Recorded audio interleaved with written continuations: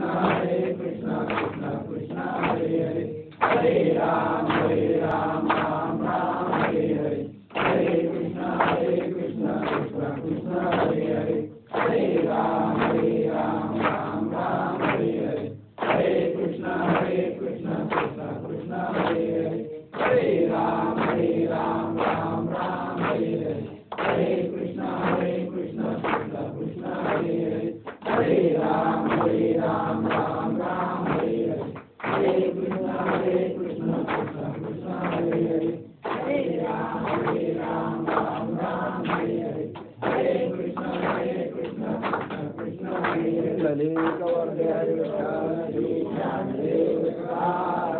पंढरीनाथ महाराज की जय, माऊली ज्ञानेश्वर महाराज की जय, सच्चिदानंद सद्गुरु देवाल बाबा की जय, सच्चिदानंद रामदास बाबा की जय, सब संतन की जय।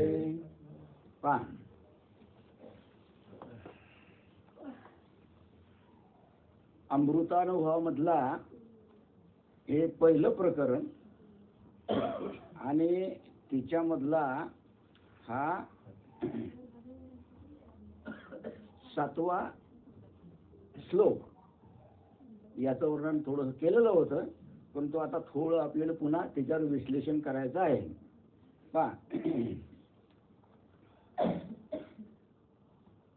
ज्ञानेश्वर महाराज म्हणतात, पहिला तो, दुसरी ती, हे झालेलं होतं, आणि तिसरं जग, बरोबर आहे. आणि तिसरे जग असे 3 सिद्ध होणे शक्यच नाही. मग जगात राहून जग मानावे का जगात राहून जगाचे कारण मानावे? जगाचे कारण मानावे. बर, चर म्हणजे तो आणि अचर म्हणजे ती, असा हा चराचरात्मक संसार आहे, बरोबर आहे. पण तो सिद्ध होत नाही. संसार तर आहे, चर आणि अचर मिळून जो चराचरात्मक संसार झालेला आहे, हा आपल्याला संसार दिसतो पण सिद्ध होत नाही, म्हणून तो विवर्तवाद. याच्या 3 गोष्टी सांगितलेल्या आहे. दिसू नये आणि सिद्धही होऊ नये, तो अजातवाद. अजातवाद असा आहे, तो दिसतही नाही आणि कोणाच्या बापानंही तो सिद्ध करता येत नाही. केवढा मोठा शास्त्रज्ञ असला, कोणीही असला, तरी तो सिद्ध होऊ शकत नाही. दिसतच नाही तर सिद्ध काय कराल? तो दिसतही नाही आणि आहे म्हणायला दाखवा कुठं सिद्ध करता येत नाही, म्हणून त्याला म्हणतात अजातवाद. अजातवादाचा अर्थ असा आहे की तो दिसतही नाही आणि त्याला सिद्धही करता येत नाही. हे झालं पहिला झाला अजातवाद. आता दुसरा दिसावे, तो दिसतो पण सिद्ध होत नाही. डोळ्यानं दिसून राहिला, डोळ्यानं संसार दिसून राहिला पण सिद्ध करता येत नाही, तो झाला विवर्तवाद, बरोबर आहे. तिसरी गोष्ट दिसतोय आणि सिद्धही करता येते, त्याला म्हणतात परिणामवाद. परिणामवाद असा आहे की तो डोळ्यानं दिसतो आणि सिद्ध करता येतो. उदाहरणार्थ सांगितलेलं आहे, वारुळातला सर्प दिसला. उदाहरण पहा, वारुळातला सर्प दिसला, सिद्ध झाला की नाही? वारुळ आहे, वारुळातला सर्प तुम्ही पाहिला डोळ्यानं, डोळ्यानं पाहिला म्हणजे डोळ्यानं दिसला आणि सिद्ध झाला. घेवा हा साप, हा साप आहे, हा चालला नळ्यात, वारुळामध्ये चालला म्हणजे दिसलाही आणि सिद्धही झाला, बरोबर आहे. हा झाला परिणामवाद. कोणता झाला? परिणामवाद. म्हणजे जो दिसतो आणि सिद्ध होतो त्याला परिणामवाद म्हणतात. दुसरी गोष्ट, पाणी डोळ्यानं दिसते, माहिती आहे सर्वांना. पाणी डोळ्यानं दिसते का दिसत नाही? असं आहे कोणी पाणी पाहिलंच नाही? पाणी हे डोळ्यानं दिसते, सिद्ध करता येते की नाही? बोला, पाणी सिद्ध करता येते की नाही? डोळ्यानंही दिसते आणि ते सिद्धही करता येते. कसं? हायड्रोजनचे 2 अणू, ऑक्सिजनचा 1 अणू, H H2O आणि दोन्हीचं मिक्स करा, काय तयार होते? पाणी. हा झाला परिणामवाद. जो दिसतो आणि सिद्धही करता येतो त्याला म्हणतात परिणामवाद. बरोबर आहे. रज्जूवर भासलेला सर्प दिसला, रज्जूवर भासलेला सर्प दिसला, पण तो सिद्धच झाला नाही. दोरी अशी पडलेली, अशी लंबी लचक दोरी पडलेली आहे, असं भासलं की हा सर्प आहे. आहे दोरी आणि दिसून राहिला साप. मग तो साप सिद्ध झाला काय? रज्जूवर भासलेला सर्प दिसला पण तो सिद्ध झाला नाही. आणि यालाच म्हटलेला आहे विवर्तवाद. काय म्हटलेला आहे? विवर्तवाद. आता तिसरा महत्वाचा, जो दिसतही नाही आणि सिद्धही करता येत नाही. उदाहरणार्थ वंध्यापुत्र. वंध्यापुत्र दिसतही नाही, वंदेला पुत्र झाला. पहिली गोष्ट वंदेली होईल का? हो नाही. दिसते का? कर होतच नाही तर दिसायचं. बरं, सिद्ध करता येईल काय? नाही. वंद्यापुत्र हा दिसतही नाही आणि सिद्धही होत नाही, सिद्धही करता येत नाही. म्हणून अजातवाद, त्याला म्हटलेला आहे अजातवाद. अजातवादामध्ये दिसतही नाही आणि त्याला सिद्धही करता येत नाही असा भगवंत. दिसतो काय आणि त्याला सिद्ध करता येते काय? कोणी सिद्ध केला की हा भगवंत आहे? तो डोळ्याने दिसतो काय? नाही, दिसायची वस्तू नाही, ती अनुभवाची वस्तू आहे. तो झाला अजातवाद. कशात जायचं? अजातवादात जायचं, विवर्तवादात जायचं की परिणामवादात जायचं? कशात जायचं? अजातवादात जायचं. बरं बापा, नाही अजातवादात जाल तुम्ही, पण कमीत कमी विवर्तवादात तर जा. दिसतो पण सिद्ध करतो, कमीत कमी तेवढं तिच्यात तर जा. दिसून राहिलं पण सिद्ध करता येते काय? नाही. मग निदान तेवढं निदान कोणत्या वादात जा तुम्ही? विवर्तवादात जा, पण परिणामवादात जाऊच नका. बरोबर आहे. म्हणून शहाण्या पुत्राप्रमाणे म्हणजे जो शहाणा असेल, या शहाण्या मनुष्यानं वंद्या पुत्रासारखं जगत मानावं. वंद्या पुत्रासारखं, वंद्याला पुत्र आहे नाही, वंद्या पुत्रासारखं जग मानावं. याचा अर्थ काय? जो शहाणा असेल त्यानं. बरं, याचा अर्थ असा की शहाण्या पुरुषाच्या दृष्टिकोनातून जगत नाही, जगत नाही. हे दिसते हेही नाही, जे नाही दिसत तेही नाही. बरोबर आहे. मग जो शहाणा पुरुष असेल त्याने वंध्या पुत्रासारखे जगत मानावे. बर, नाही मानलं तुम्ही, समजा वंध्या पुत्रासारखं, आणि तुमच्यावर कोणी विश्वास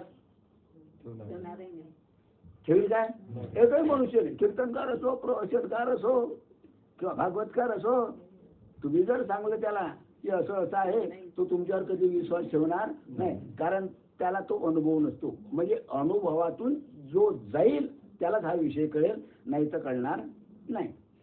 मग शहाण्या पुरुषानं वंद्यपुत्रासारखं निदान जगात जग मानावं. वंद्यपुत्र झाले, जे दिसते तर खरी पण जग नाहीच असं मानायचं. आता डोळ्यांनी दिसून राहिले की नाही? दिसून राहिले की नाही? पण असं समजायचं की हे सर्व नाहीच, म्हणजे इथं काहीच नाही. हे जशी पोकळी आहे ना, बस हे असं आहे, एवढं मोठं नाहीच, हे नाहीच असं मानायचं. बरं, नाही माणसानं नाही मानलं समजा, पण कमीत कमी निदान रज्जू सर्पाप्रमाणे तरी मानावं. रज्जू सर्पाप्रमाणे मानावं. दोरी आहे, त्या दोरीवर काय आहे? साप बसला. बरोबर आहे. निदान तसं तरी माना. बरोबर आहे. आणि सार गोष्ट जगात राहून तिसरे जग मोजल्या जात नाही. तुम्ही जगात फिरा, कुठेही राहा, तिसरं जग नाही. कोणी विचारलं तुम्हाला का हो जग किती, तर कोणी किती सांगेल? जग किती, कोणी किती सांगेल? कोणी एक सांगेल. पण ते एकला कळेल काय की ब्रह्म एकच आहे? मग किती सांगेल? दोन सांगेल. प्रकृती पुरुष, त्याला कळलं काय? नाही कळलं. म्हणजे थोडक्यात सांगायचं म्हणजे जगामध्ये राहून तिसरं मोजल्या जात नाही. मोजल्या किती जातात फक्त? जास्तीत जास्त 2, प्रकृती आणि पुरुष, क्षर आणि अक्षर. बरोबर आहे. क्षेत्र आणि क्षेत्रज्ञ, विठ्ठल आणि रुक्मिणी, राम आणि सीता, ब्रह्मा आणि माया. कमीत कमी हे 2 मानाव. तिसरं जग मोजल्या जात नाही. आणि कुणीकडे गेले या ब्रह्मांडात, कुठेही फिरलं तरी तिसरं जग सापडणार नाही. आणि तुम्ही तिसरं जग पाहायला गेले तर तुम्हाला किती आढळेल त्या ठिकाणी? फक्त 2च आढळेल, प्रकृती आणि पुरुष. तिसरं नाही. आता तुम्ही काय सर्व प्रकृतीच आहे, तुमच्या आतमध्ये लपलेला पुरुष आहे. म्हणजे तुम्ही कोण आहे? प्रकृती म्हणजे ब्रह्म आणि हे माया. बरोबर आहे.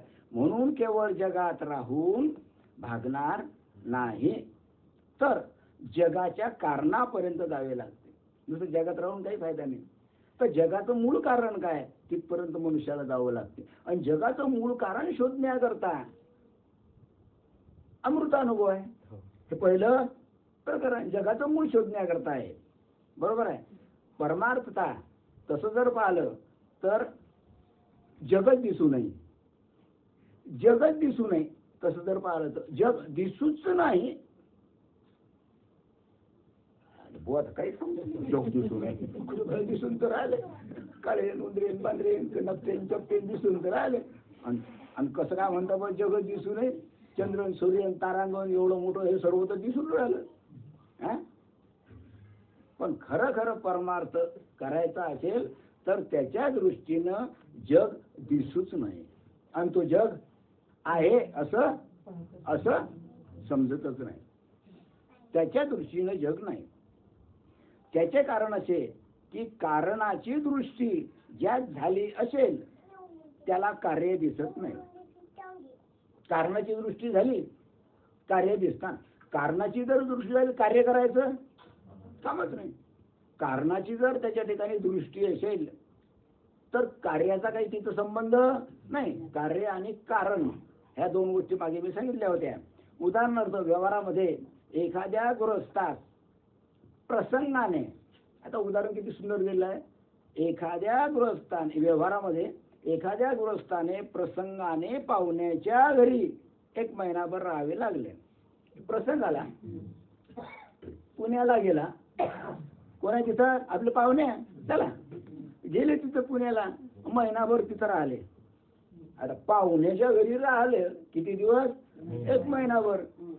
आता म्हणता येईल काय जा का हो जा? साला असेल नाही तर बहिणी असेल, म्हणता येईल काय? नाही. काका असेल किंवा काकू असेल, म्हणता येईल का जा? नाही. पण महिनाभर राहावं लागेल. राहिला समजा एक मनुष्य महिनाभर राहिला कुठं? पाहुण्याच्या. म्हणजे तो पाहुणा म्हणून गेला आणि त्याच्या घरी राहिला किती दिवस? 1 महिना. अर्थात आता नुसतं राहिलाच का तो तिथं? अरे राहिला म्हणजे आंघोळ आली, खाणं पिणं आलं, कपडे लत्ते आले, नाही का? आहे का नाही? करावं लागेल का नाही? उपाशी ठेवतील का पाहुण्याला? उपाशी ठेवतील नाही. मग त्याचा जेवणा खावण्याचा बराच खर्च झाला. महिनाभर जेवण केलं ना त्यानं. मग आता पुण्याला परिस्थिती खराब आहे. गेला पाहुणा पुण्याला, महिनाभर तिथं राहिला तर जेवणा खावण्याचं करावंच लागेल की नाही त्याला? मग जेवणा खावण्याचा खर्च, जेवणा खावण्याचं त्याचं झालं. मग आता त्याला जायची वेळ आली. महिना झाला. बरं वा आता मी जातो. कुठं? घरी. आता मला सांगा खरंच तो तसाच जाईल का? लवकर लावा. खरंच तो तसाच जाईल काय? पाहुणा म्हणून गेला, महिनाभर राहिला, जेवणा खावण्याची चहा पाणी अमुक तमुक सर्व झालं आणि महिना झाल्यानंतर त्यानं सांगितलं बघा मी घरी जातो. आला घरी. तसाच जाईल का तो? महिनाभर तिथं राहिला, चांगलं चंदलं, आणलं महिनाभर चांगलं चुंगलं आणि तो तसाच जाईल का? हे सांगा तुम्ही सर्वजण. म्हणजे त्या माणसानं, पुण्याच्या माणसानं त्या पाहुण्यावर काय केला? उपकार केला की नाही? महिनाभर खाऊ घातलं ना. मग त्या उपकाराची फेड त्यानं काय केलं की बा आता उपकार केलं या माणसानं, महिनाभर आपण राहिलो, आता त्याची परत फेड करायची किंवा आता महिनाभर राहिलो, हे द्या बरं 5,000 रुपये. दिले कोणाला? त्या पुण्यातल्या. आता खरं सांगा, हा पाहुणा कुठे गेला? पुण्याला. आता तो 5,000 रुपये घेईल का? नाही. बोलत जा घेईल का? कारण कोणाचा पाहुणा घेईल काय? आणि घेतलं तर समजा बेशरम घेईल का? सांगा मला तुम्ही. घेणार नाही, पण त्याला काही ना काही दिलंच पाहिजे. महिनाभर आणलं ना, आता काही ना काही द्यायला पाहिजे. तसं दिलं 5,000 तर घेत नाही. मग महिनाभर तर खाल्ला आपण, मग काही ना काही उपकाराची फेड करायला पाहिजे ना. हा, पण व्यवहार काय आहे की त्याला जर काही द्यायचं असेल तर तो त्याला देणार नाही. पाहुण्याला जर पुण्यातल्या माणसाला काही द्यायचं असेल तर त्याला देणार नाही, त्याच्या पोराला देईल. बाळ हे घे 5,000 त्याच्या हातात ठेवील. द्यायचे असतं कोणाला? बापाला. पण देतो कोणाला? कारण तसं जर केलं तर तो पुण्यावाला पैसे घेणार नाही. म्हणून निमित्त कोणाचं? बाळाचं. मग ते मुलाला द्यावे लागतात. मग मुलगा घेतो की नाही? वाटतं ते पैसे त्या मुलाला दिले काय? कोणाला दिले? पण कोणा मार्फत दिले? हा, दिले. कारण त्यांना जर दिले असते त्यानं घेतले नसते. म्हणून मुलाच्या हातात ते पैसे द्यावे लागतात. उदाहरणार्थ पुन्हा एक दुसरी उदाहरण सांगतो. आम्ही मलकापूरहून गेलो तालसवाड्याला. बरोबर आहे. तालसवाड्याला गेल्यानंतर पैसे द्यायची आठवण राहिली नाही. मग ते ऑटोवाल्याला उपकार केला की बिना उपकार केला? उपकारच केला ना. बोलता बरोबर लगे येणं, लगे तालसवाड्यापर्यंत पोचून देणं, पुन्हा परत येणं. मग आता जर मी त्या ऑटोवाल्याला जर पैसे दिले हा, तर आपला माणूस म्हणून पैसे घेणार नाही. मग तो माणूस काय करेल? तो माणूस काय, त्याच्या पोराच्या हातात पैसे देईल. 60 रुपये घे हे घे भाऊ पैसे. मग तर घेणं झाले की नाही? हा, अशी गोष्ट आहे. आता समजलं? हा, जवळचं उदाहरण दिलं म्हणून लांबचं उदाहरण आहे काय? जवळचं उदाहरण त्यानं घेतलंच नसते, पण द्यावे तर लागतीलच म्हणून कोणाच्या हातात दिलं. बर, कोणाच वाटेल मुलाला देण्याचे कारण काय? आता आपल्या मुद्द्यावर येऊ. मुलाला देण्याचे कारण काय? खर्च तर सर्व कोण केला? बापानच केला. मग मुलाच्या हातात काय का? तर मुलाने याच्याकरता एक पैसाही खर्च केला नाही. त्याला काय पोरानं खर्च नाही, खर्च केला बापानं. पैसे कोणाला? मुलाला. त्याचे उत्तर असे आहे की अरे मुलाला जरी दिले तरी ते कोणाला पोचते? बापालाच पोचते. कारण बाप हा मुलापासून अलग नाही. कारण मुलगा हा आई बापापासून भिन्न नसतोच. जो मुलगा असतो हा आई बापाचाच असतो, तो त्याच्यापासून अलग नसतो. पण मुलगा म्हणजे हे दोघेच. बरोबर आहे. मुलगा म्हणजे कोण? हे दोघेच. कोण? आई आणि बाप असं पाहावं लागते. तसंच परमार्थात तसे वैष्णवाने काय पाहावे? हे झालं उदाहरण. आता वैष्णवानं काय पाहायचं? वैष्णवानं काय पाहायचं? विष्णुमय जग, वैष्णवाचा धर्म आणि भेद भ्रम अमंगळ असं पाहायचं की सर्व कोण आहे? हे जग कसं आहे? विष्णुमय आहे. वैष्णवाने विष्णुमय जग पाहावे. त्या वैष्णवाचा खरा धर्म काय? आता आज आपण सर्वजण कोण आहे? वैष्णव आहे. मग वैष्णवाचा खरा धर्म काय आहे?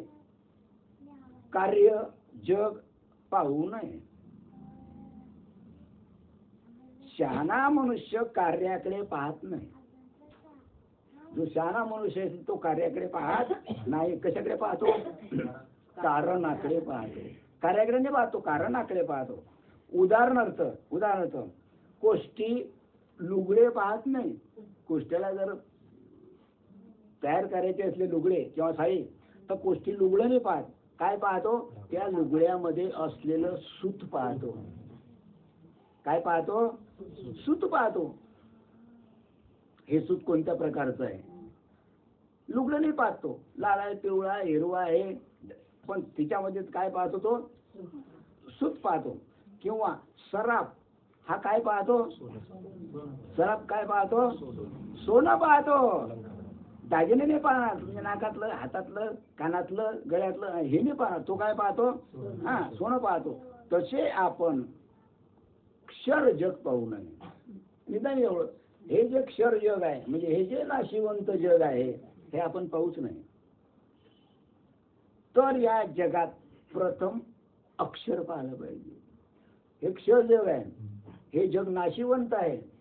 या नाशिवंत जगाकडे पाहून काही फायदा नाही. चंद्र, सूर्य, तारांगण, स्वर्ग, मृत्यू, पाताळ, तुम्ही, आम्ही, पशु, पक्षी जे काय आहे हे सर्व क्षर आहे. हे क्षर जग मनुष्यानं पाहायचं नाही. तर याच्या आतमध्ये जे अक्षर आहे, याच्या आतमध्ये जे आत्मतत्व आहे, ब्रह्मतत्व आहे, आत्मतत्व आहे, ते पहा. कारण प्रत्येकाच्या आतमध्ये असलेलं अक्षर हे यक्य अनेक एकच आहे. म्हणून त्यांना अक्षर पाहिलं पाहिजे. आणि नंतर अक्षर तरी काय आहे याचा विचार करावा. त्यानं अक्षर पाहिल्यानंतर अक्षर काय आहे याचा त्यानं विचार केला पाहिजे की अक्षर काय आहे.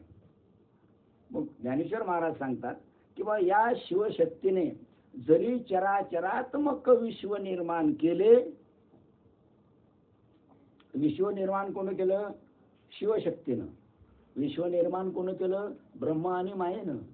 विश्व निर्माण कोण केलं? प्रकृती आणि पुरुषानं. हे चराचरात्मक विश्व निर्माण केले तरी ते विश्व त्याच्यापासून वेगळे नाही. शिवशक्तीपासून ते जग अलग नाही, तर शिवशक्तीत ते जग आहे. कारण मुळात वस्तू किती? दोन, शिव आणि शक्ती, ब्रह्मा आणि माया. कारण या विश्वात हे शिवशक्ती उघड आहे. कारण शिवशक्ती शिवाय किंवा प्रकृती पुरुषाशिवाय किंवा ब्रह्मा आणि मायेशिवाय या जगात दुसरं काहीच नाही, तिसरं दिसणार नाही.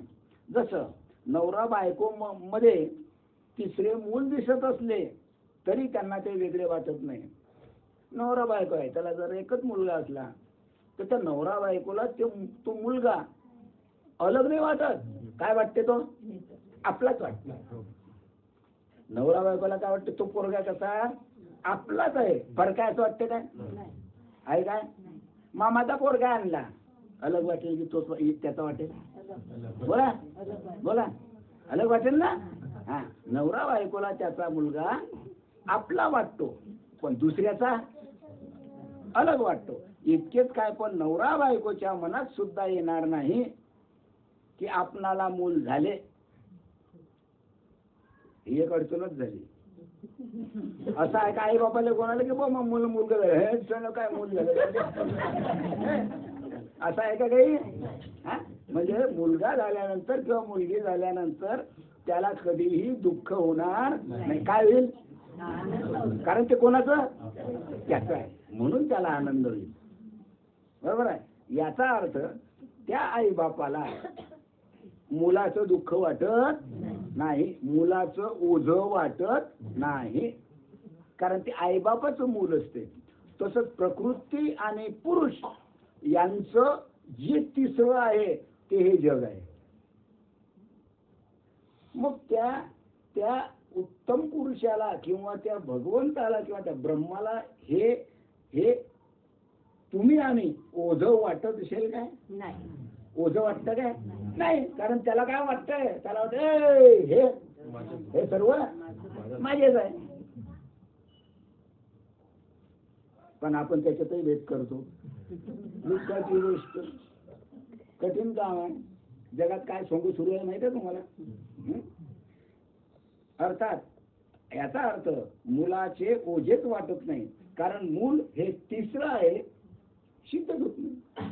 मूल तिसरा आहे, सिद्ध होतं का? नाही. मूल किती आहे? एक मूल आहे. एक असं का दोन असो, हे सिद्ध करता येत नाही. तर मूळ म्हणजे दोघांच्या वागणुकीची सफलता. बरोबर आहे. मूल का? तर दोघांच्या वागणुकीची काय आहे? ती सफलता आहे. बरं, पाहुण्याचं मूल मात्र तिसरं वाटते. दुसरा एखादा आला, त्याचं मूल तो जर घरात आला तर ते तिसरं वाटते. हे आम्ही दोघं जण आणि हे पोरग तिसरं, हे अलग. म्हणजे त्याला तो कसा समजतो, आईबाप कसे समजते त्याला अलग समजतात. त्याचं कारण की ते पाहुण्याचं पोरग या मायबापाचं नाही, ते कसं आहे अलग आहे. बरोबर आहे. तसे सिद्धांतामध्ये सुद्धा आपला जो परमार्थाचा सिद्धांत आहे, या सिद्धांतामध्ये सुद्धा जगत तिसरं दिसत असले तरी दोघेच आहे. प्रकृती पुरुष आणि हे जग, जरी हे जग दिसत असलं तरी मात्र किती आहे, दोघच आहे. कारण प्रत्येकामध्ये प्रकृती पुरुष आहेत. असं आहे का कोणी प्रकृती पुरुष नाही? पशु असो, पक्षी असो, कधी लहानात लहान किडा असो, मुंगी असो, काहीही असो, तिच्यामध्ये काय आहे, प्रकृती आणि तुमच्यामध्ये प्रकृती आणि दाखवा बरं तिसरं जगच नाही. जिकडे पाहसान तिकडे प्रकृती आणि पुरुष. म्हणून या दोघाहून जग अलग नाही. तुम्ही म्हणजे जग आणि जग म्हणजे तुम्ही जगापेक्षा अलग नाही. जगत तुमच्यापेक्षा भिन्न नाही. तुम्ही प्रकृती पुरुषापेक्षा अलग नाही. ते ज्ञानेश्वर महाराज सांगतात की अलग कसे नाही. नेदी तिची तिसरा झोक लागो हा मागील ओळीचा सारार्थ आहे. इतके सांगूनही हे जगत सत्य वाटते. वाटतं ना जग एवढं सांगून सुद्धा, प्रकृती पुरुषाचं सांगून सुद्धा, ब्रह्माचं सांगून सुद्धा आणि मायेचं सांगून सुद्धा आपल्याला जग कसं वाटते, सत्य. कारण डोळ्याला दिसतं नाही, हे बाई हे सर्व सत्य आहे. दिसू राहिला डोळ्याला, मग आपण काय मानतो त्याला, काय मानतो? मग हे सत्य आहेत का? जे तिसरं जग आहे, तुम्ही आम्ही पशु पक्षी, हे सत्य आहे का? वाटते का नाही?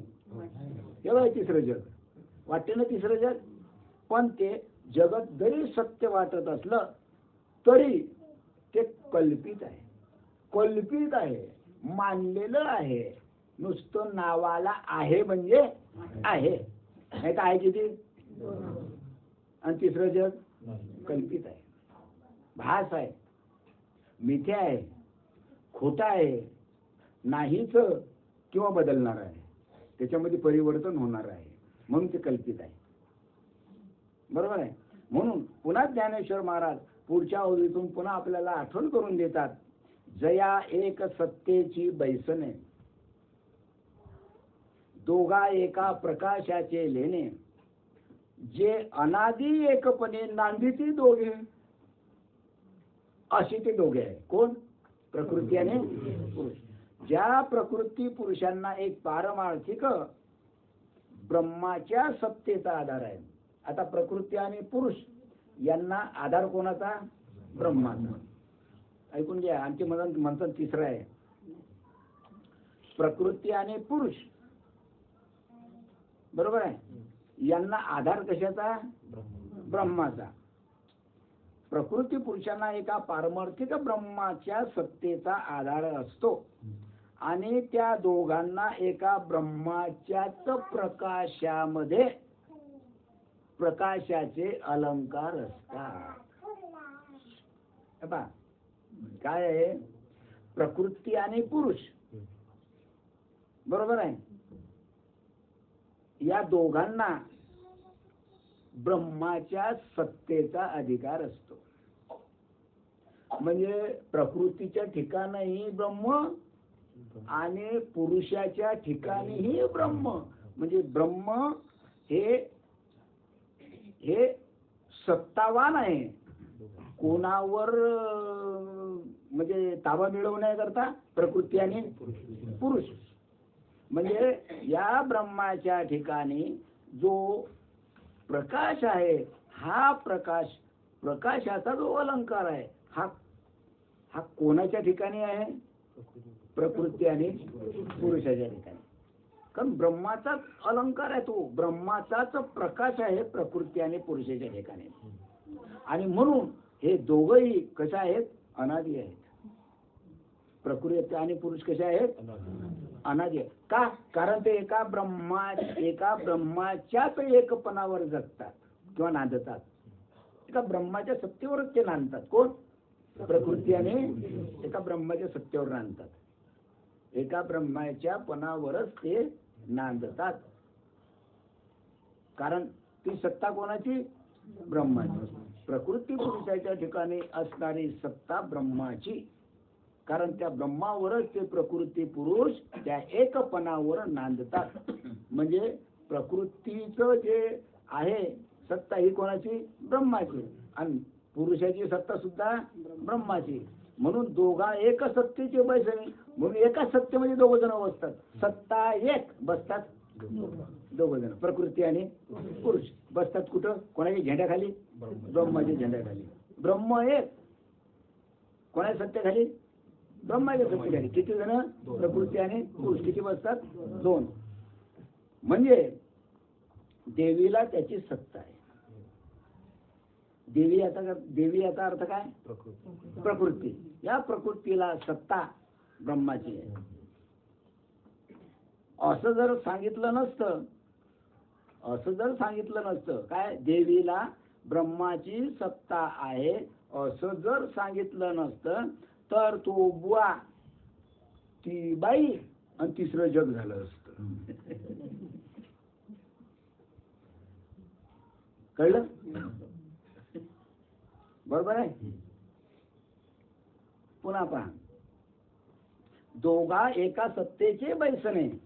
दोघं एका सत्तेखाली असतात. कोणाच्या? ब्रह्माच्या. कोण? दोघं कोण? प्रकृती आणि पुरुष.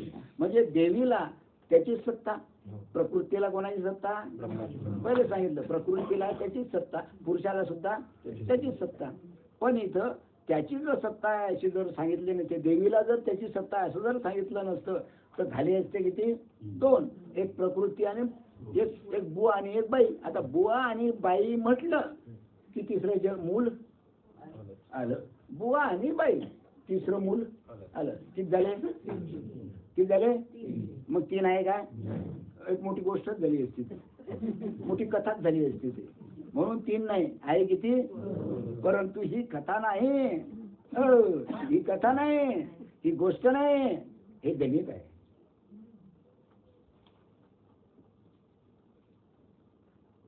दोनातून एक गेला, एक राहिला. दोनातून एक गेला, एक राहिला. 2 म्हणजे कोण? प्रकृती आणि पुरुष. आता हे 2 आहे, तिच्यातला एक गेला, प्रकृती गेली, कोण राहिलं?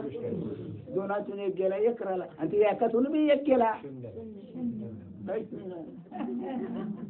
ब्रह्मातून आत्मा गेला. किंवा कारण ब्रह्म आत्मा दोन्ही एकच आहे. असा जर अनुभव आला तर शिल्लक काय राहिलं? काहीच नाही, फक्त ब्रह्म, बाकी काहीच नाही. मग ब्रह्म राहिलं. ब्रह्माला ब्रह्म म्हणणं सुद्धा कठीण काम आहे.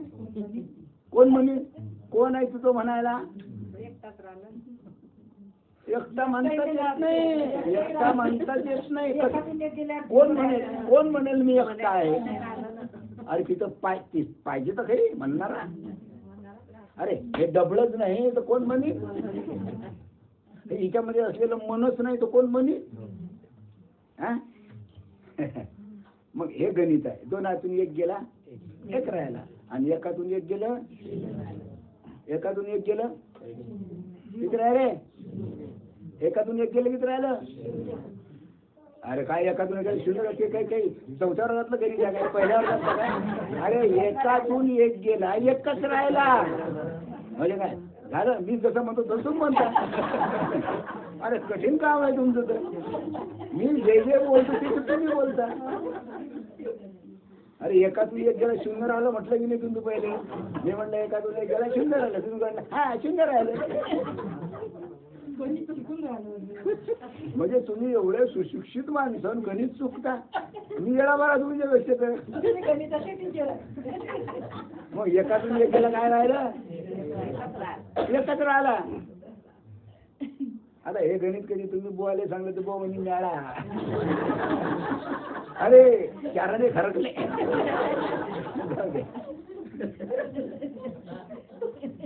पण मी म्हणतो बरं आम्ही खरकेल. माणूस खडकेलच पाहिजे तरच तो एक समजतो, आहे का नाही? कठीण रे बाबा, कठीण कठीण कठीण रे बाबा. बर पा मग म्हणून ज्ञानेश्वर महाराज म्हणतात की ज्या दोघांना एक सत्ता आहे, म्हणजे तिला स्वतंत्र अस्तित्व आहे, किंतु जिला अस्तित्व वातित्व त्याचे आहे, म्हणजे तिला स्वतंत्र सत्ता आहे, पण कोणाची? कोणाची? ब्रह्माची, पुरुषाची. तिला सत्ता आहे, सत्ता नाही असं तर नाही, बिना सत्तेची नाही, तिला सत्ता आहे, पण ती सत्ता ब्रह्माची आहे, पुरुषाची आहे. जसे व्यवहारामध्ये जी बाई नवऱ्याच्या शोभेने शोभते, कोणती बाई आहे पहा, नवऱ्याच्या शोभेनं शोभते. नवरा असला तर शोभते, नवरा नसला तर शोभत नाही. म्हणजे आपला व्यवहार आहे बरं, हा व्यवहार आहे.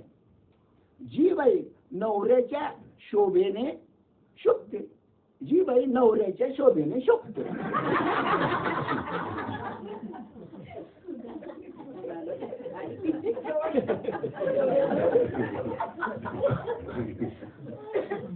प्रत्येकाच्या ठिकाणी आहे बरं. हा, प्रत्येक स्त्री ही नवऱ्याच्या शोभेनं शोभते. हे तुम्हाला उदाहरण सांगितलं मी. हा, आता तुम्ही तुमचं उदाहरण पाठ करून ठेवा. हा, ती बाई शहाणी समजावी, ती बाई शहाणी. आणि नवऱ्याच्या सत्तेने शोभत नसली तर ती शहाणी आहे का? नाही. कशी वागली कशी वागली नवऱ्याला शिवायला हे केलं, मग आता ती शहाणी म्हणता येईल का तिला? नाही. त्याच्या सत्तेनं शोभते ना, म्हणून ती शहाणी. नाही शोभली तर त्या दोघांमध्ये लागतात भांडणं.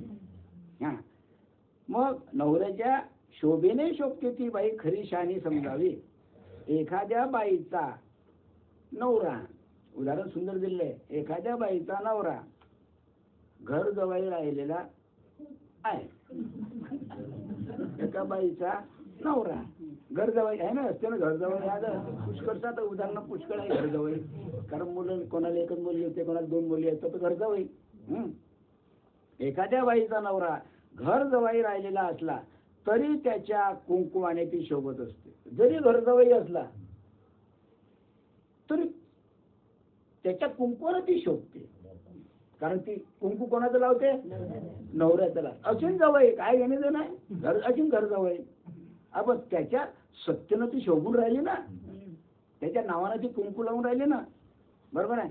कारण कुंकू त्याचे असते, कोणाचे? नवऱ्याचे. कुंकू कोणाचं? नवऱ्याचं. तसंच अगदी याच पद्धतीनं परमात्म्याच्या सत्तेमुळे, बरोबर आहे, तिच्या हातात सत्ता आली. परमात्म्याच्या सत्तेमुळे ती सत्तावान झाली, परमात्म्यामुळे ती शोभली. कारण परमात्मा झाला नवरा आणि परमात्मी म्हणजे झाली बायको, समजण्याकरता, बरोबर आहे. म्हणजे त्याच्यामुळे कोण शोभली? ती. म्हणजे पुरुषामुळे कोण शोभली? प्रकृती. ब्रह्मामुळे कोण शोभली? माया. बरोबर आहे की नाही? अरे विठ्ठलामुळे कोण शोभली? रुक्मिणी. रामामुळे कोण शोभली? सीता. माझ्यामुळे कोण शोभली?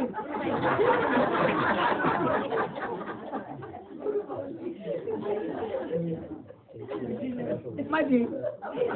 माझ्यामुळे माझी शोभली. शिकवून राहिले तुम्ही आता. कसं आहे, हा विषय कठीण आहे. याला म्हणतात अमृत अनुभव. हा अमृत अनुभव जितका आपण गोळी गुलाबी ना अशी मजाक न समजून घेऊ तेवढं तो समजेल. नाही तर तो होती प्रकृती काय समजलं आहे का नाही? हा, आता परमात्म्याच्या पुढे, परमात्म्याच्या सत्तेपुढे तिच्यात सत्ता आली. तिच्यात म्हणजे प्रकृतीमध्ये सत्ता आली. कारण तिला स्वतंत्र सत्ता नव्हती. तिला स्वतंत्र सत्ताच नाही. अरे प्रकृतीला कुठे स्वतंत्र सत्ता आहे? मग ती कोणाच्या भरोश्यावर जगते? पुरुषाच्या. अरे जी माया आहे हे कोणाच्या सत्तेवर शोभते? ब्रह्माच्या. कारण त्या मायेला स्वतंत्र सत्ता नाही. स्वतंत्र सत्ता तिला नाहीच. यालाच म्हणतात विवर्तवाद.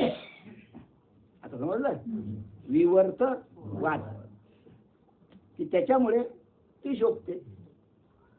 कारण तिला स्वतःची सत्ता नाही. म्हणजे ती स्वतःची सत्ता नाही म्हणजे ती नाहीच, पण शोभते मात्र त्याच्यामुळे. मग हा झाला, यालाच म्हटलेला आहे विवर्तवाद.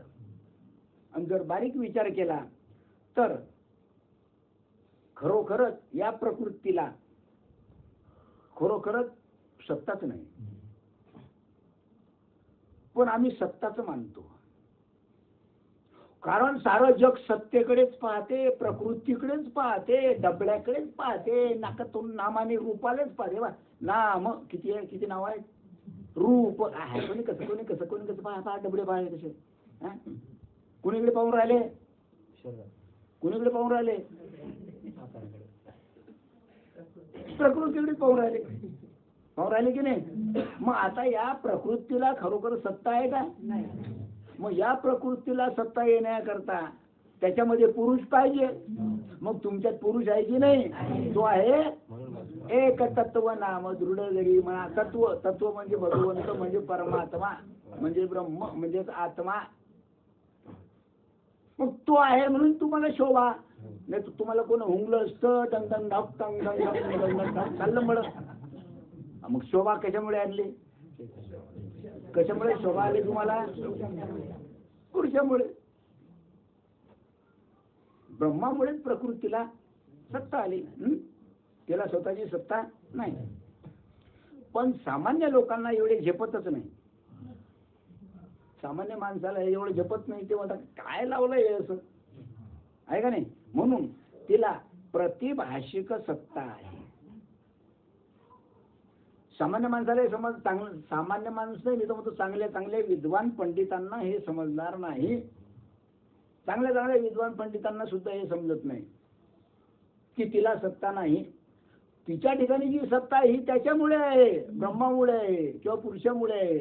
हे सामान्य माणसाला समजत नाही.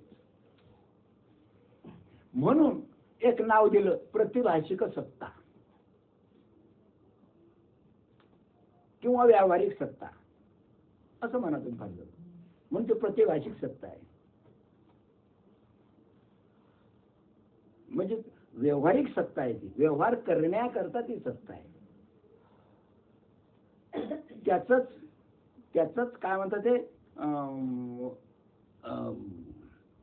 रूप प्रतिभाषिक. याचा अर्थ असा, समोर आरसा घेतला, आपलं थोबाडा आपण आरशात पाहिलं, बरोबर आहे?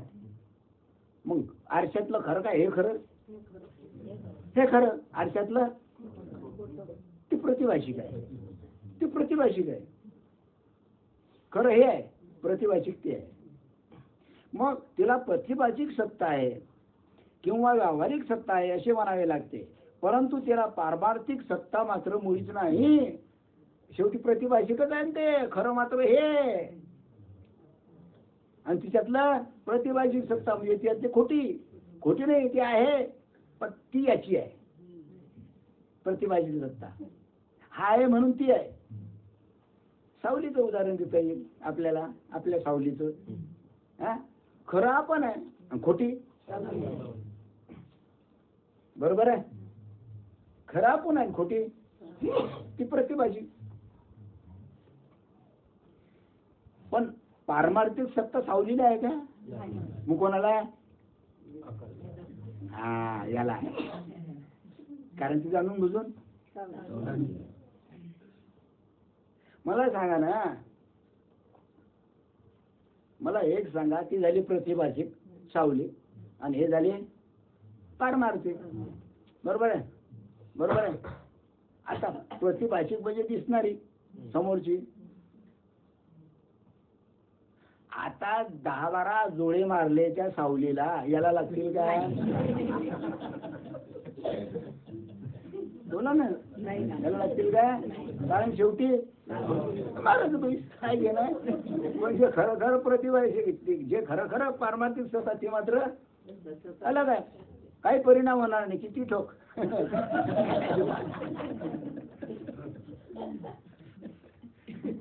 करून राहिलं. बर, थोडक्यात सांगायचं म्हणजे श्री ज्ञानेश्वर महाराज दोघा एका सत्तेचे बैसणे, आपली ओवी आहे, दोघा एक सत्तेचे बैसणे असे म्हणतात. एकाच सत्तेमध्ये दोघेही बसतात, प्रकृती आणि पुरुष त्या ब्रह्मामध्ये बसतात. जर एकही सत्ता नसेल, आता कोणतीच सत्ता नसेल तर काय होईल? ते शून्य. कोणतीच सत्ता नाही, प्रकृती नाही, पुरुषही नाही, मग काय होईल? ते शून्य. कोणती सत्ता नाही म्हणजे काय? काहीच नाही ना, शून्य ना. शून्य म्हणून काहीच नाही, तर काहीच नाही म्हणजे शून्यच की नाही. हा, आणि दोन सत्ता असल्या तर द्वैत, दोन्ही सत्ता नसल्या शून्य, दोन सत्ता असल्या द्वैत. द्वैत म्हणजे भेद, तुझं माझं झाले दोन, द्वैत झाले, द्वैत निर्माण झालं. आणि द्वैत निर्माण झाला की धिंगाणा झाला. कशात? जगात सर्व द्वैतच सुरू आहे. जगात काय सुरू आहे? सर्व द्वैतच सुरू आहे.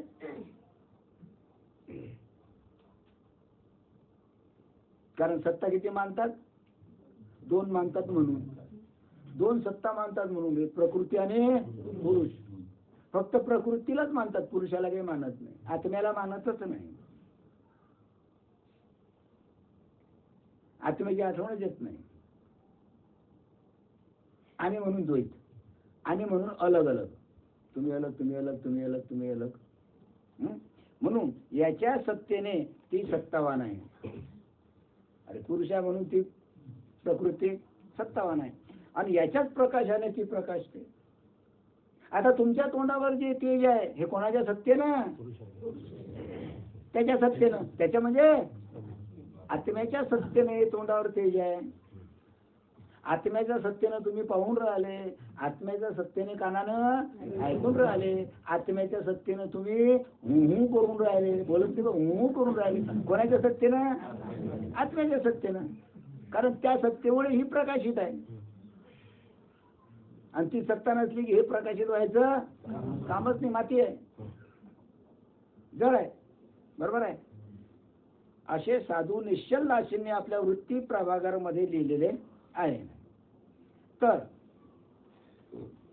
कल्पित पदार्थात, कल्पित पदार्थ म्हणजे मानलेला पदार्थ, सत्ता स्फूर्ती प्रदातृत्व अधिष्ठानाचे असते. कल्पित वस्तूमध्ये जे अधिष्ठान असते हे अधिष्ठान ब्रह्माचं असते, हे अधिष्ठान पुरुषाचं असते. तसेच हे दोघे आजकालचे नाही, प्रकृती आणि पुरुष हे आजकालचे नाही, अनादी काळापासून जसेच्या तसे. अनादी काळ बाबा, किती किती किती युग झाले, किती प्रलय झाले, किती महाप्रलय झाले, तरी हे दोघं जसेच्या तसेच आहे. हे आजकालचे नाही, हे अनादी आहे. जसं पुरुष अनादी, जशी ब्रह्म अनादी, तशी माया सुद्धा अनादीच आहे. बरोबर आहे. मग हे दोघे कसे आहेत? अनादी आहेत. तर ते अनादी आहेत. प्रकृती आणि पुरुष अनादी. अनादी म्हणजे त्याचं मोजमाप करता येत नाही कधीपासून आणि काय आहे. कोट्यावधी काय, आता काय कोट कोट कोट कोट कोट कोट किती कोट्या कोट्या कोट्या कोट्या म्हटलं तरी मिळ बसत नाही. म्हणून ते अनादी, अनादी. बरोबर आहे. म्हणून ते अनादी आहे. वेदांत शास्त्रामध्ये 6 पदार्थ अनादी आहे.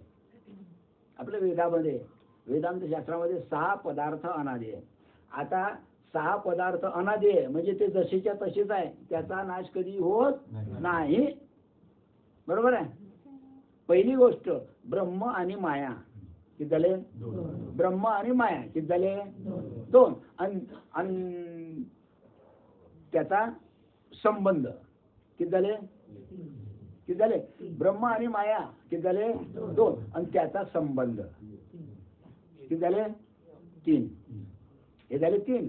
आता दुसरं जीव आणि शिव किंवा ईश्वर, बरोबर आहे? किती झाले? हा? पहिले किती होते? तीन. आणि आता किती झाले? जीव आणि ईश्वर किती झाले? पाच. आणि त्याचा संबंध सहा.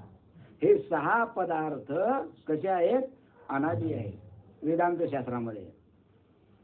हे सहा पदार्थ अनादी असले तरी त्यामध्ये भेद आहे. त्यामध्ये भेद आहे. या सहा पदार्थ जरी अनादी असले, हे प्रथम पासून जरी असले तरी तिच्यामध्ये भेद आहे. तिच्यामध्ये भेद दाखवलेला आहे. अनादी पदार्थ अनादीत आहेत, पण तिच्यात भेद दाखवलेला आहे.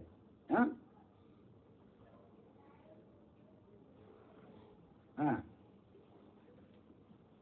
आता भेद कसा? पहा, ब्रह्म झोपत नाही रे कोणी? हा विषय पुन्हा येणार नाही. ब्रह्म हे अनादी अनंत आहे. ब्रह्म हे अनादी अनंत आहे. अनादी अनंत म्हणजे आता त्याचा कधी हिशोब करताच येत नाही. हिशोबच नाही करतात, लागतच नाही. डोकं फुटून जाते, तिथं मनही राहते, काही नाही.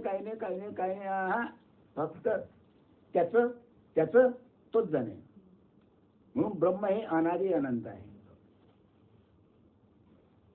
आणि माया हे अनादी शांत आहे.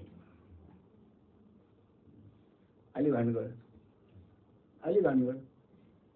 ब्रह्म अनादी अनंत, ब्रह्म अनादी शांत, हा, माया अनादी शांत, बरोबर आहे. दोघे अनादी आहे, पण एक आहे अनंत, एक आहे शांत, बरोबर आहे. जीवेश्वर लक्षांशाने अनादी अनंत आहे. जीवेश्वर म्हणजे जीव आणि ईश्वर हे लक्षांशानं अनुभवानं अनादी अनंत आहे, पण वाच्यांशाने अनादी शांत आहे. म्हणा काय? जीव आणि ईश्वर, जीव आणि ईश्वर, जीव तर आहे, ईश्वरही आहे. म्हणा फक्त तोंडानं म्हणणं म्हणजे ते झाले वाच्यांशाने अनादी शांत. पण लक्षांश जर पाहिलं तर अनादी अनंत आहे. आणि जीवेश्वरातील भेद, तो जीव आणि ईश्वर याच्या मधला जो भेद आहे, हा भेद आणि ब्रह्ममायेचा संबंध हे अनादी शांत आहे.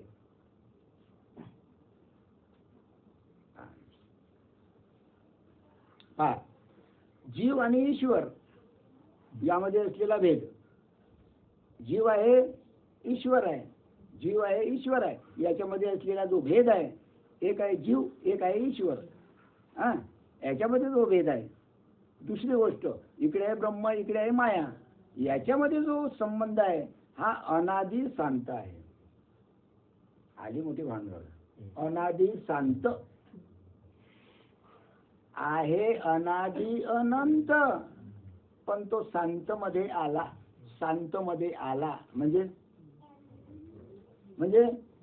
अनंत काळापर्यंत तो काय फिरत राहिला.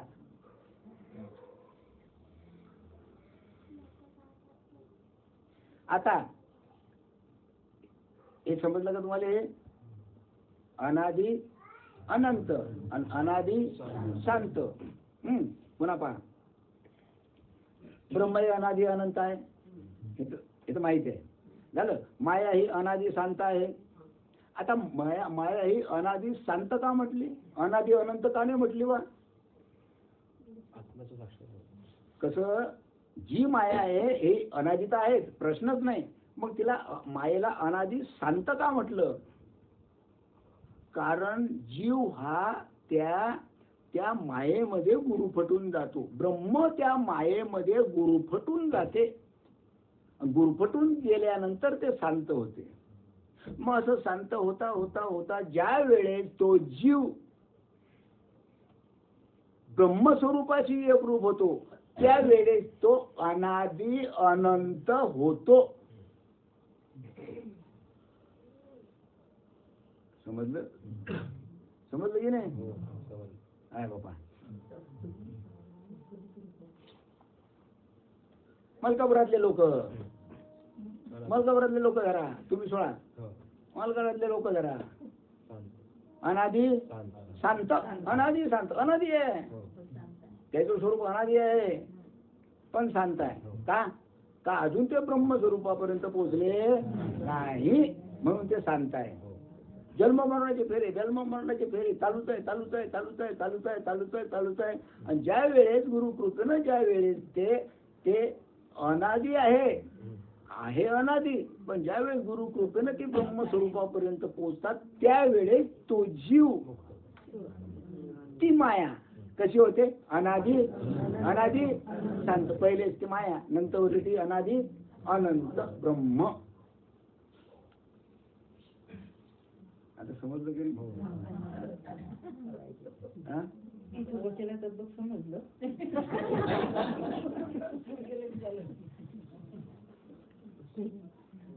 आणि म्हणून इथं म्हटलेलं आहे की बा जीवेश्वर हा लक्षांशानं कसा आहे? अनादि अनंत आहे. लक्षांशानं अनादि अनंत आहे.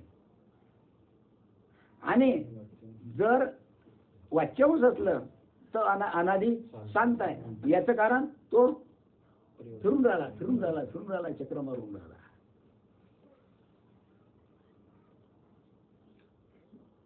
अगदी याच पद्धतीनं बंध आणि मोक्ष याचा संबंध आहे. पहा त्याच्यावरून हे घेतलं. बंध अनादि शांत आहे. बंध अनादि शांत आहे. तो बंधात पडला, तो बंधनात पडला म्हणजे लक्ष 84 मध्ये अटकला. वास्तविक पाहता तो कुठं गेला नाही, कुठून आला नाही, पण त्याचे लक्ष 84 सुरूच आहे. असे लक्ष 84 नाही, कित्येक लक्ष 84 अनंत युगापासून लक्ष 84 त्याचे सुरूच आहे. म्हणून तो अनादि शांत आहे. कारण ब्रह्मरूप तो झाला नाही म्हणून तो अनादि शांत आहे. आणि मोक्ष साधी अनंत आहे. मोक्ष हा साधी अनंत आहे.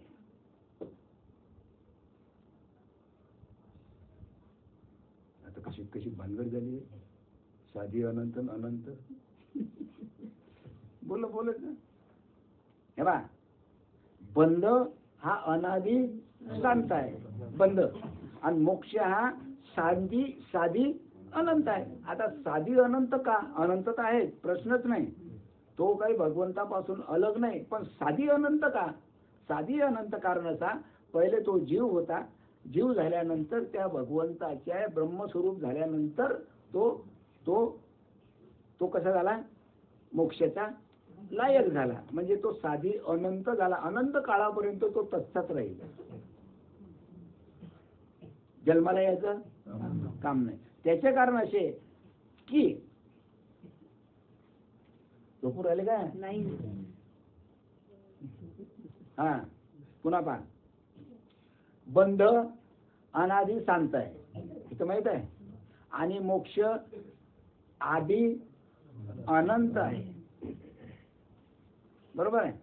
आता याचं कारण काय असेल की आम्हा श्री गुरु कृपेने आज मोक्ष झाला. गुरु कृपेने आज मोक्ष झाला म्हणजे मोक्ष मिळाला. गुरु कृपेशिवाय मोक्ष मिळत नाही. देव कधी तुमच्या समोर उभा राहिला, बाय तुमच्या समोर नाचला नाही काय, काहीही झालं, तुमच्या डोक्यात हात फिरला, लाडू गोडी लावली देवानं तुम्हाला, तरी सुद्धा मोक्ष नाही. गुरु कृपेशिवाय मोक्ष नाही. गुरु भी ऐसा चाहिए जैसा धोबी धोना धोय आणि आत्मज्ञान की साबण लगाए काया निर्मूळ असा गुरु पाहिजे. गुरु तर लागू तितके आहे. बाबा गुरुचं वर्णन आपल्या एकनाथी भागवतामध्ये किती आहे. अंदाजच नाही, एवढं मोठं वर्णन केलं. प्रत्येकाला गुरु आहे. प्रत्येक कोणाला कोणता गुरु, कोणाचा बाप गुरु, कोणाचा माय गुरु, कोणाचा शिक्षक गुरु, हा कोणी काही ज्ञान कॉलेजमध्ये एखादं शिकतं तर कोणी त्याचा गुरु. अरे बापा, गुरु लागूच इतके आहेत. कोणी विद्वान पंडिताचा गुरु, हा किती गुरु आहे. गुरुला कमतरता नाही, परंतु मोक्ष गुरु मात्र एकच आहे. मग काय झालं, किंवा आम्हाला श्री गुरु कृपेने आज मोक्ष झाला म्हणून साधी, हो म्हणून साधी. गुरु कृपेनं मोक्ष झाला म्हणून साधी. आतापर्यंत आम्ही साधी नव्हतो. अनंत तर होतोच, पण साधी नव्हतो. गुरु कृपेने मोक्ष झाला म्हणून साधी. परंतु आता मात्र पुढे असे तो मोक्षाचे स्वरूप कायम राहणार आहे. अखंड अनंत काळपर्यंत मोक्षाचं स्वरूप असंच कायम राहणार आहे. आणि म्हणून तो अनंत. कारण मोक्ष हा अनंत काळपर्यंत आहे. अर्थात मोक्षाचे स्वरूप कसं आहे, साधी अनंत. साधी अनंत आहे, पण गुरु कृपेशिवाय साधी अनंत नाही. अनंत आहे, गुरु कृपेशिवाय साधी अनंत नाही. आणि बंधाचे स्वरूप अनादी शांत आहे. जो बंध आहे रे अनादी शांत बंध आहे. अनादी आहे तो, पण शांतच आहे. तो शांत काय आहे, कारण पुन्हा त्याला जन्म मरणाच्या फेऱ्यामध्ये अडकावं लागते, म्हणून शांतच झाला तो. अनंत आहे, अनंत अनंत जन्म त्याला घ्यावे लागतात. अनंत जन्म घ्यावे लागतात म्हणजे तो शांतच आहे. बरोबर आहे, कारण तो बंधात अडकला, मायेत अडकला, अविद्येत अडकला, अज्ञानात अडकला, म्हणून बंधाचं स्वरूप अनादी शांत आहे. अनादी काळपर्यंत तो फिरतच राहिला. त्याची तिथून सुटकाच नाही. कधी कितीही युग होतात, प्रलय होता, महाप्रलय होता, तरी त्याची तिथून सुटका नाही. कारण तो अनादी शांत आहे, कारण तो बंधनात अडकला. त्याच्याकरता गुरुकृपा पाहिजे. काम खलास, एका क्षणात, काही उशीर लागत नाही.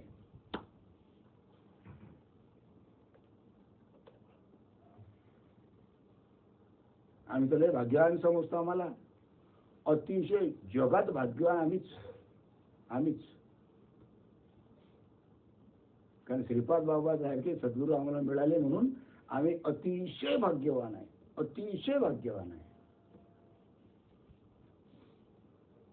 आणि तेच गुरु परंपरेनं, संत परंपरेने चालत आलेलं ज्ञान तुमच्यापर्यंत. प्रश्न काय आहे, हिच्यामध्ये फक्त एकच करायचं, बाकी काहीच करायचं नाही. एकच करायचं, फक्त भाव ठेवायचा, श्रद्धा ठेवायची, तरुण जायचं, अनादी अनंत होऊन जायचं. बंधाचं कामच नाही, फिरायचं कामच नाही, जन्म घ्यायचं कामच नाही, सुख दुःखाचं कामच नाही. फक्त भाव ठेवायचे, श्रद्धा ठेवायचा, खलास काहीच करत नाही. पण आमचे भाव अलग अलग. बाजारात गेलो, हो काय भाव, 10 रुपये पाव मेथीची भाजी.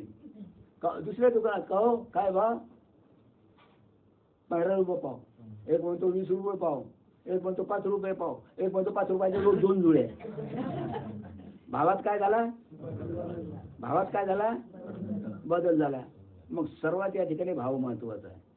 मग कोणतं घेसाल तुम्ही, जे स्वस्त असेल ते घेसाल. 5 रुपयाच्या 2 जुळे.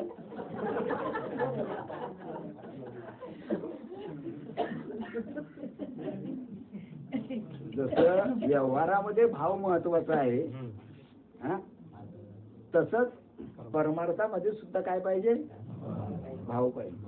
भावाशिवाय, अरे भावे विन देव न करे संदेह, गुरु विन अनुभव आटोपलं. काय शिल्लक राहिलं, भावे विन भक्ती, भक्ती विन मुक्ती, अनादि अनंत. भावे विन भक्ती, भक्ती विन मुक्ती, आणि बळे विन भादर करूच नाही.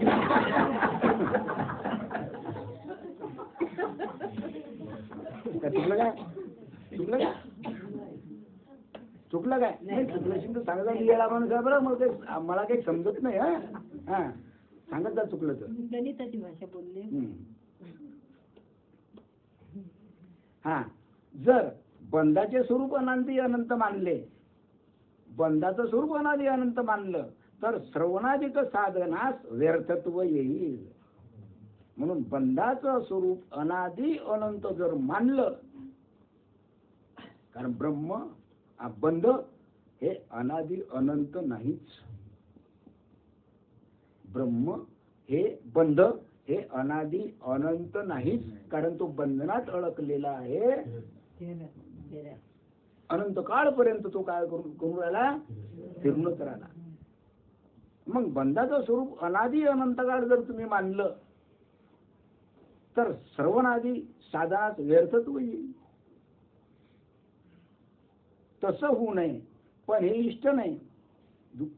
थोडक्यात सांगायचं म्हणजे हे दोघे अनादी काळापासून एकपणाने नांदतात. कोण? बंध आणि मोक्ष हे अनादी काळापासून एकत्र नांदतात.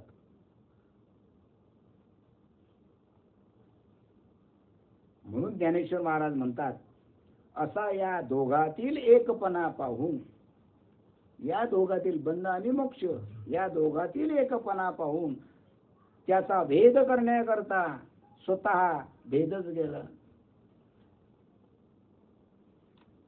दोघातील एकपणा बंध आणि मोक्ष असा या दोघातील एकपणा पाहून, म्हणजे दोघं कसे झाले?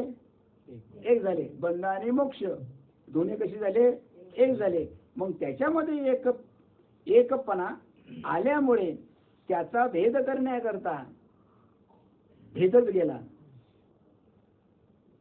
किंवा हा बंध आणि मोक्ष एकत्र झाले काय? आणि भेद काय म्हणजे? हा मी आता याच्यामध्ये भेद निर्माण करतो. कोण म्हणतो? भेद म्हणतो. बंध आणि मोक्ष एकत्र झाले काय? एकत्र कसे होतील? एकत्र होतील. आता मी भेद निर्माण करतो याच्यात. यायचं बिलकुल अलग अलग अलग अलग करतो. याला एकत्र ठेवतच नाही, याच्यामुळे भेदच निर्माण करतो. मग तो भेद गेला निर्माण करायला, भेद निर्माण करायला भेद गेला बंध आणि मोक्षाकडे. हो, तो भेदच अभेद झाला. भेदच काय झाला?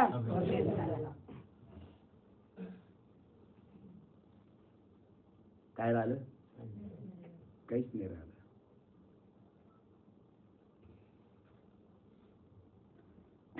मग भेद गेला, त्याची काय स्थिती झाली हे पुढील ओळीतून ज्ञानेश्वर महाराज सांगतात. भेद लाजून यावळी, भेदाला लाज वाजली.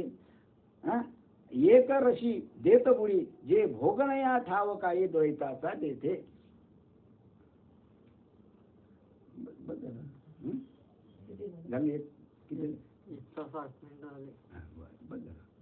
म्हणजे कसं खाल्लं पाहिजे तर बारीक चावून खाल्लं पाहिजे. आणि जर तुम्ही कसंही खासान तर ते त्रास होईल बरं. आता माझे हे 2 तास काढली दिसत काय? आता ते झालं, ते नेळ बसून नाही राहिला, खावायचं ते पोट दुखून राहिलं. ते काय बरं आता किती दिवस दुखते किती दिवस नाही. बरं, काय हरकत नाही. तर आज एकादशीच्या निमित्तानं आपण गीता जयंती. हो गीता जयंती विसरलो. एकादशी म्हणजे काय? एकादशी गीता काही अलग आहे काय? एकच आहे. एकादशी म्हणा का गीता जयंती म्हणा, गीता जयंती म्हणजे एकच आहे ते. आज एकादशीच्या निमित्तानं आणि पुन्हा जास्तीच सांगतो, गीता जयंतीच्या निमित्तानं आपण सर्वजण या ठिकाणी जमलो तर झालेली सेवा हे माझे सद्गुरू श्रीपाद बाबा यांच्या चरणी अर्पण करतो आणि माझे 2 शब्द संपवतो. कुंडलिक वरदे विठ्ठल श्री ज्ञानदेव तुकाराम पंढरीनाथ महाराज की जय, माऊली ज्ञानेश्वर महाराज की जय, सच्चिदानंद सद्गुरू श्रीपाद बाबा की जय, सच्चिदानंद रामदास बाबा की जय, सब संतन की जय.